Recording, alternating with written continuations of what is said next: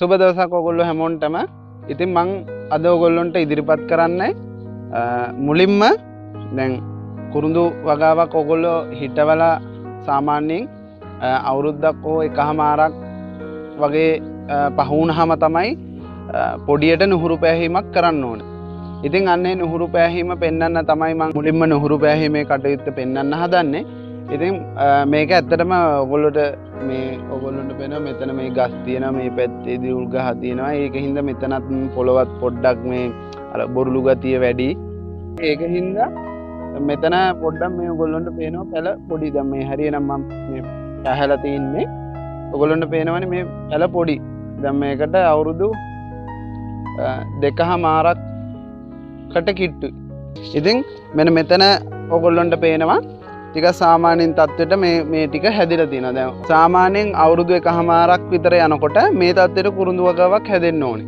ඒ කියන්නේ ගස් යට හෝ ඔය දැන් අතුරු පොල් ගස් යට හරි ඒ වගේ නැත්තම් යටට කළු ගල් වගේ දේවල් අහු වෙලා නැත්තම් අර බොරුළු ගතිය වගේ එහෙම පස්සේ අඩු නම් මේ වගේ තත්ත්වයට අවුරුදු 1.5ක් අවුරුද්දක් යනකොට මේ තත්ත්වයට හැදෙන්න ඕනේ කුරුඳු වගාවක්. ඉතින් මම ඔයගොල්ලන්ට මේ කුරුඳු පඳුරු දෙකක් විතර පොඩ්ඩක් සුද්ධ කරලා පටියක් දාලා ගැට ගහ ගන්න ඕනේ. පඳුරු දෙක තුනක් කරලා පෙන්නන්න. එහෙනම් බලමු කොහොමද කියලා මේක කරන්න. දැන් මෙන්න මේ පඳුරේ ඔයගොල්ලන්ට පේනවා මේ ගස් පහක් තියෙනවා. ඉතින් පහක් වුණාට මේක අපි මෙහෙම අතු මේ අනවශ්‍ය මේ වගේ අතු පැහැලිවත් කරයින් පස්සේ මේක තව ටිකක් වර්ධනය ඉක්මන් වෙනවා. ඉතින් අපි බලමු කොහොමද කියලා ඒක සිද්ධ කරන්නේ. දැන් මම පොඩ්ඩක් ඔයගොල්ලන්ට මේ එහාට මෙහාට ගල්ලා මේ වගේ අතු හොඳට කැපෙන කැත්තකින් උඩ අතට කපන්න ඕනේ.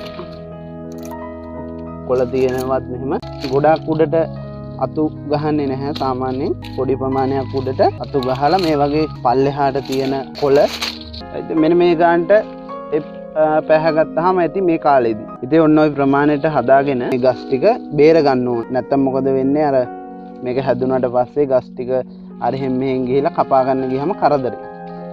මේ වගේ වැටෙන්නේ නැති කියලා හිතෙන ප්‍රමාණයට මේක ගැට ගහ ගන්න ඕනේ. කලබලෙන් කරන්න පුළුවන් දෙයක් නෙවෙයි. දෙයක් කියන්න ඕනේ මේ කැත්ත ගහද්දි මේ අතට ගහන්න එපා. මේ පුරුදු කෙනෙකුට නම් ප්‍රශ්නයක් නැහැ. එහෙනම් පල්ලෙහා අතට ගහනවා නම් මෙන්න මේ විදිහට අතින් අල්ලගෙන අත්ත මෙහෙම ගහන්න.